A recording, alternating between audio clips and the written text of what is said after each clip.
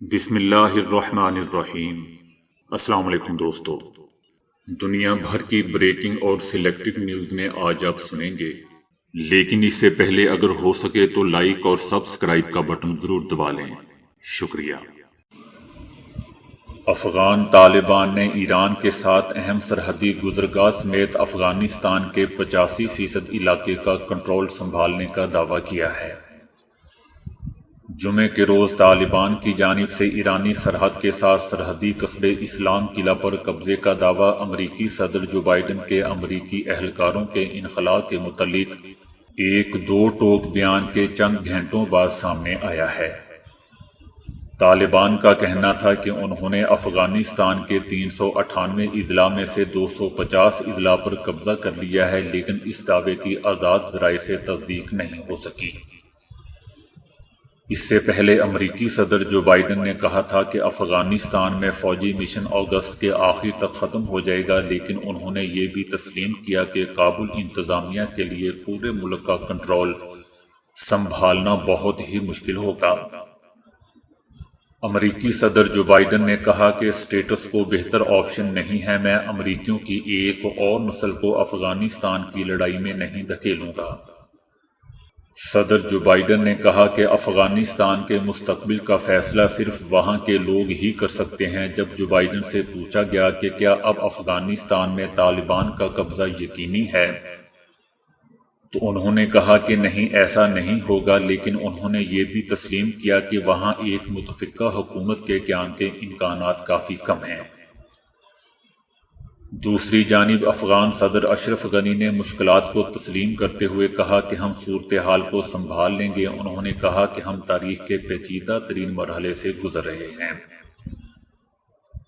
لیکن ہم حق پر ہیں اور خدا ہمارے ساتھ ہے۔ افغانستان سے غیر ملکی اہلکاروں کے انخلاء کی وجہ سے طالبان کے حوصلے بڑھے ہیں اور افغان حکومت کے ساتھ مذاکرات میں ڈیڈ لاک کے دوران وہ مکمل عسکری فتح کے لیے دباؤ بڑھاتے دکھائی دیتے ہیں۔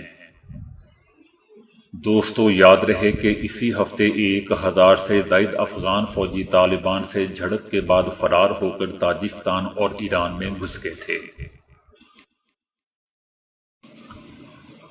امریکی محکمہ دفاع پینٹاگون نے کہا ہے کہ بگرام ایئر بیس چھوڑنے کا فیصلہ خلا میں نہیں ہوا۔ افغانستان کے سینئر عہدیداروں کو روانگی سے 48 گھنٹے قبل بتا دیا تھا۔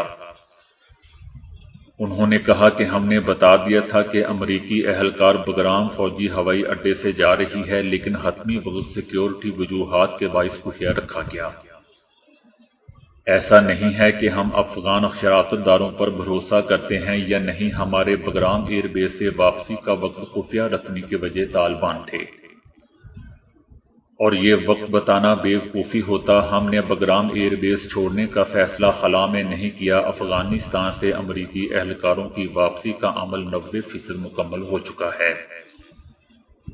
بگرام آخری فضائی اڈہ ہے جس کو افغان سیکیورٹی فورسز کے حوالے کیا گیا ہے۔ دوستو، یاد رہے کہ امریکی عہدیداروں نے گزشتہ جمعے کو اعلان کیا تھا کہ وہ بگرام ایئر بیس مکمل طور پر چھوڑ چکے ہیں،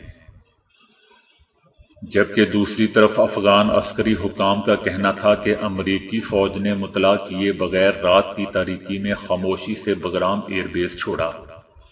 امریکی اڈے سے نکلے اور کابل ایئرپورٹ پر پہنچ کر افغان آرمی کو اطلاع دی کہ ہم نے ایئر بیس چھوڑ دیا ہے۔ امریکی آرمی نے ایئر بیس چھوڑنے سے پہلے بجلی منقطع کر دی تھی۔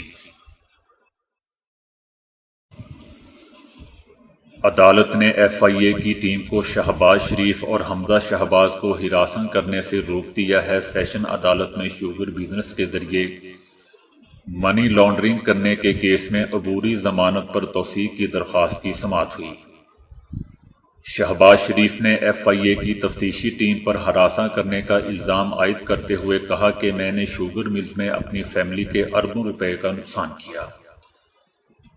میں نے بیواؤں اور پنجاب کی غریب عوام کی خدمت کی۔ میں نے اپنی فیملی کے افراد کی مخالفت کی اور اپنے عوام کے لیے سستی چینی دی۔ شہباز شریف نے کہا کہ میرے خلاف نیب کے کیسز کے بعد اب FIA کو بھی وہی کیسز دے دیے گئے ہیں۔ مجھ پر آج الزام دیا جاتا ہے کہ میں نے منصوبوں میں کمیشن کھایا۔ میں FIA کو جواب دے چکا ہوں، میرے ساتھ FIA میں بدتمیزی ہوئی۔ FIA کے افسران نے میرے ساتھ بیہودہ گفتگو کی. مجھ سے جب برداشت نہ ہوا تو میں کھڑا ہو کر بولا کہ میرے ساتھ آپ ایسا کیوں کر رہے ہو؟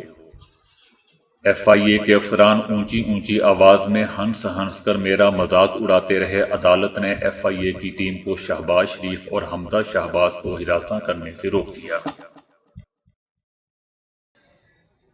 امریکی ڈاکٹر نے کورونا سے متاثر ہونے والے شخص کے پھیپھڑوں کے ایکس رے کی تصویر شیئر کی ہے جس میں کورونا کی وجہ سے پھیپھڑوں کو متاثر ہوتے ہوئے دکھایا گیا ہے.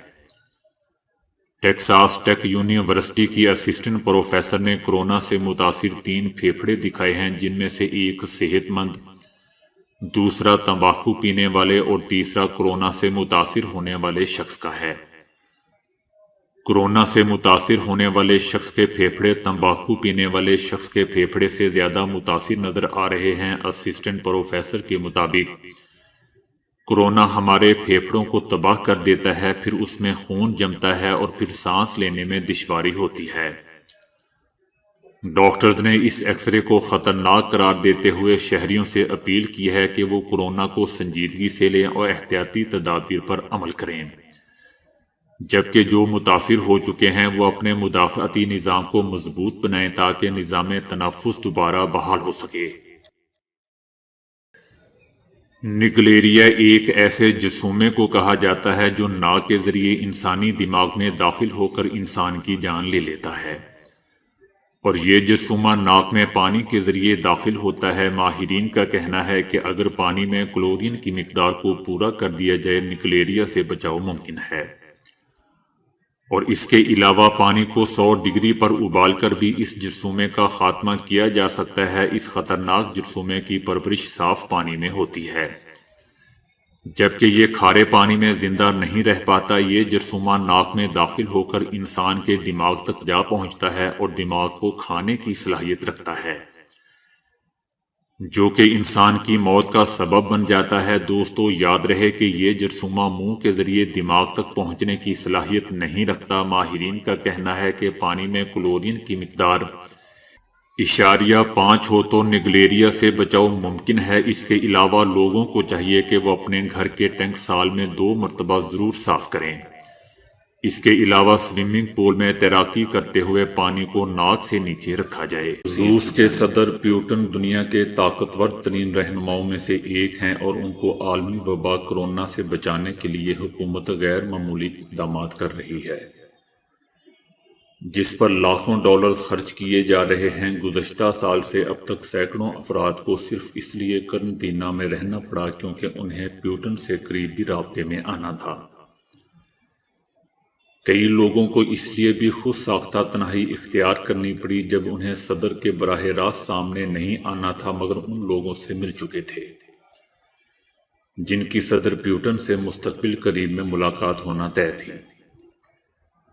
تاحال سینکڑوں پائلٹس، طبی عملے کے ارکان، ڈرائیورز اور دیگر افراد سمیت صدر سے ملنے آنے والوں کو روس کے درجنوں ہوٹلز میں قرنطینہ اختیار کرنا پڑا ہے تاکہ صدر پیوٹن کورونا کے انفیکشن سے محفوظ رہ سکیں. دوسری عالمی لڑائی میں فتح کے 75ویں سالانہ تقریب پر لڑائی میں حصہ لینے والے فوجیوں اور مشہور شخصیات نے صدر پیوٹن سے ہاتھ ملائے اور ایوارڈز بھی حاصل کیے. بلومبرگ کی رپورٹ کے مطابق صدر کے ساتھ ملنے سے قبل 200 لوگوں بشمول لڑائی میں شریک ہونے والے 80 اور 90 سال سے زیادہ عمر کے سابق اہلکاروں کو 2 ہفتے قرنطینہ میں رہنا پڑا. دوستو، یاد رہے کہ روس میں اس وقت 45,97,000 سے زائد افراد کورونا سے متاثر ہو چکے ہیں اور اموات کی مجموعی تعداد 1,01,106 ہے. کوئی بھی شخص کسی لڑکی کو شادی کی ایک ہی بار پیشکش کرتا ہے اور لڑکی کی ہاں یا نہ مستقبل کا فیصلہ کر دیتی ہے، لیکن امریکہ میں ایک آدمی نے تو شادی کی پیشکش کو اپنی بیوی کی چھیڑ ہی بنا رکھا ہے. اس لڑکی کا نام کیلی کیرب ہے جس کا شوہر ہر عوامی جگہ پر اس کے سامنے ایک گھٹنے پر کھڑا ہو جاتا ہے اور اسے پرپوز کر دیتا ہے. ٹک ٹاک پر ایک ویڈیو میں اس کے شوہر کو ڈزنی لینڈ ریزارٹ سمیت دیگر کئی عوامی مقامات پر کیلی کو پرپوز کرتے دیکھا جا سکتا ہے۔ ہر بار کیلی اسے پیچھے دھکیل دیتی ہے اور لوگوں کو دیکھتے ہوئے وہاں سے نکل جاتی ہے۔ اس کی بیوی کیلی کا کہنا ہے کہ میرے شوہر کو معلوم ہے کہ مجھے عوامی جگہ پر پرپوز کرنا بہت برا لگتا ہے، چنانچہ وہ مجھے چڑھانے کے لیے ایسا کرتا ہے، اور اسے معلوم ہے کہ اب میں اس کی بیوی بن چکی ہوں اور اسے نہ نہیں کر سکتی، لہذا وہ اس کا فائدہ اٹھاتا ہے اور مجھے ہر جگہ تنگ کرتا ہے۔ کیلی کی یہ ویڈیو دوستوں تیزی سے وائرل ہو رہی ہے، جسے اب تک 30 لاکھ سے زائد لوگ دیکھ چکے ہیں، اور کمنٹس میں اکثر لوگ اس کے شوہر کو تنقید کا بھی نشانہ بناتے ہیں۔ ایک لڑکی نے لکھا ہے کہ اب تم بھی ایسا کرنا شروع کر دو، تم اسے عوامی جگہ پر ایسا ہی پرپوز کرنا شروع کر دو اور پھر دیکھو کہ وہ کیا کرتا ہے۔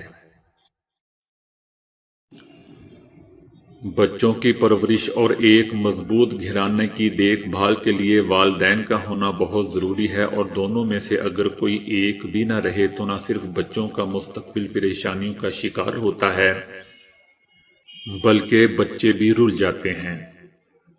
بھارتی خاتون للیتا کی شادی 15 سال کی عمر میں ہو گئی تھی۔ ان کی ایک بیٹی اور 2 بیٹے تھے، لیکن شادی کی 3 سال بعد ہی شوہر کا انتقال ایک حادثے میں ہو گیا اور یہ اکیلی رہ گئیں۔ ان کی تعلیم بھی صرف 8ویں پاس تھی، اب گھر کا خرچہ بھی چلانا ممکن نہ تھا۔ ایسے میں للیتا بتاتی ہے کہ میں نے اپنے بچوں کو ایک فلاحی آشرم میں داخل کروا دیا، جہاں میں کپڑے دھوتی تھی اور میرے بچے پڑھتے تھے۔ اسی طرح میں رات میں ایک گھر کا کھانا بنانے جاتی تھی۔ وہاں کی مالکن پڑھی لکھی تھی، اس نے مجھے پڑھنا لکھنا سکھایا، میری مالی امداد کی اور اپنے گھر کے پچھلے حصے میں جگہ دے دی۔